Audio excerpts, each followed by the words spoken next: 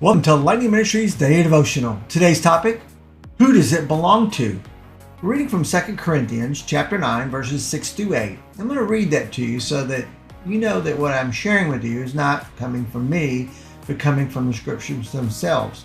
Now, each of the versions that I have up say it a little differently, but pretty much stand for the same. So I'm going to go with the Tony Evans Bible and what he points out here. It says in verse 6, the point of this is that the person who sows sparingly also reaps sparingly, and the person who sows generously will also reap generously. In verse 7, each person should give as he has decided in his heart, remember I said that, not reluctantly or out of compulsion, since God loves a cheerful giver. Now, in verse 8 it says, and God is able to make every grace overflow to you, that's you and I, so that every way, always having everything that you need, that's you and I, that you and I may excel in every good work. And we'll even take it to one step further as the word is written. Now, I realize that the act of giving holds a special place in God's heart, because when he gave his son Jesus Christ on the cross, what was the debt that was paid? Something that you and I can't pay back. But if we look at verse 7 in today's passage, it reminds you and I that God cares about the way that you and I share what we have. Think about this. What we have or what we're given is not really ours. We're just borrowing it. And if we even look at the word borrow, we're stewards of it and how we manage it. Some of us manage well and some of us don't. But God delights in a cheerful giver who acts with a joyful heart and a willing spirit. What does that mean? It means that, you know, that in the New Testament, there was an elderly woman that gave 2 pence. That's like 1 cent. Or half a cent. Don't quote me on that. And Jesus said that she gave more than everyone else. What it meant is that she was giving from her heart, not from the excess of what was left over from what they had received. But I realized that when you and I give grudgingly or out of duty, we miss the delight of aligning our heart with God's generous nature. What do I mean by that? You know, a lot of us see beggars on the streets. We're very reluctant, very hesitant, questioning maybe we should or shouldn't give them. But it's really what God has given to us on our heart. And that doesn't mean, what I'm saying is that you go and you give to every beggar you see on the street. Some of them are driving around in nice cars and, you know, not living the way you think they are when they stand on the street with their little signs. But let me take that to another level. If you go to a local church and you're a part of that ministry, or a part of that congregation, it's good for you to want to give something back for what God has blessed you with. Now, a lot of people think, oh, I do this on my own. God didn't help me. You know, I got my own job. I'm doing it. But what we miss is that the breath that we breathe, we didn't earn. We're just using that air. And eventually one day, we'll no longer be breathing that air. So how do you give back for which you've been given freely of? That's a pretty profound thought there. But I realize that sharing with others is supposed to be seen as a privilege and not a burden. You know, let's say, for example, well, I don't know what they're going to do with the money, or I don't know how they're going to use the money, or whatever. It's not really your place to decide that, unless you just blatantly see them doing it, you know, something wrong with it, is to realize that you're not giving because of what you expect. You're giving because of the love that you have for God, and realizing that you're building up your storehouse in heaven and not here on earth. I realize that with an opportunity for us to participate in God's work and to be his hands and feet here on earth and meeting the needs of those around us. Some people can't work. Some people can't feed themselves or clothe themselves or have transportation to get to and from the grocery store or even the doctor's office. And that's why there's programs out there to help do that. And you think, oh, well, you know, the government will take care of that. Well, the problem is that the government is really not there to do that for us. It's the love that's in our heart to want to give or to help or to do our part in what God has given us back to those around us. Now realize that When I say heart, it really is a condition. It's just like the ministry that we have here. Those that are giving are being blessed. Those that are not giving, well, they're probably still being blessed. But the problem that we have here is that we're not looking at so much of the size of the gift that we give, thinking, well, $5 or $10 or $1 for that matter is not going to really matter. But you realize that if 1 million people in our country gave $1 to one ministry, that's $1 million.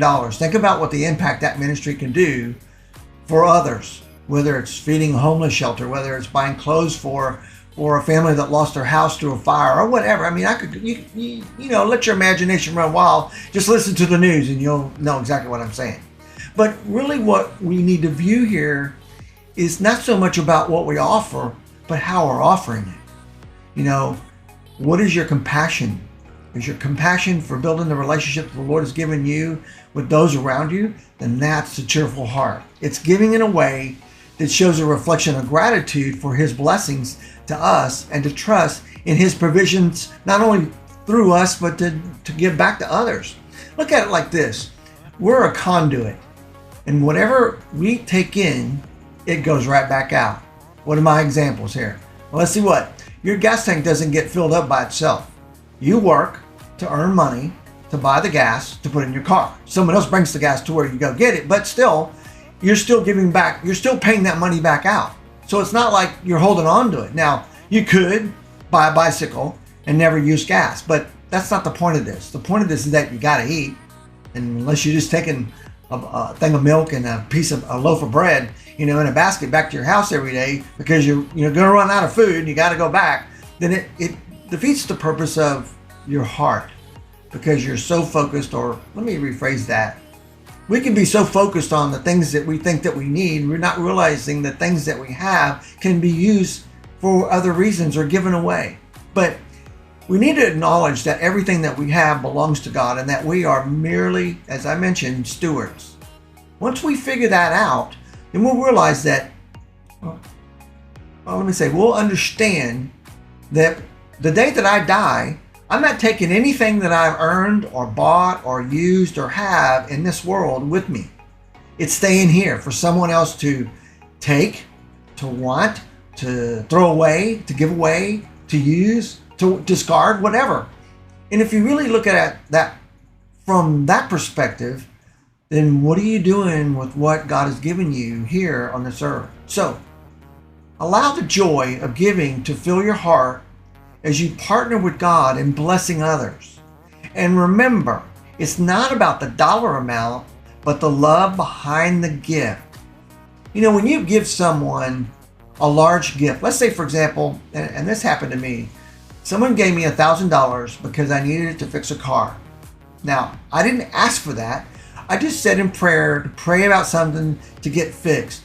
And within a week, someone brought me a check for $1,000. Now, that was because their heart was there to help. It wasn't they're going, well, I'm going to give you $1,000 and you got to pay me back. No, there was no attachments to it. It was there. And guess what? We fixed the car. But realize that gift gave me the opportunity to give a testimony about what God has done and should I say still doing in my life to be able to provide for my family, and allows me to be a conduit, or should I say steward, to give to those around me and not do it grudgingly. Oh man, I can't give $100. What if I need it? But the problem is that God's looking at what we're doing and He knows our heart.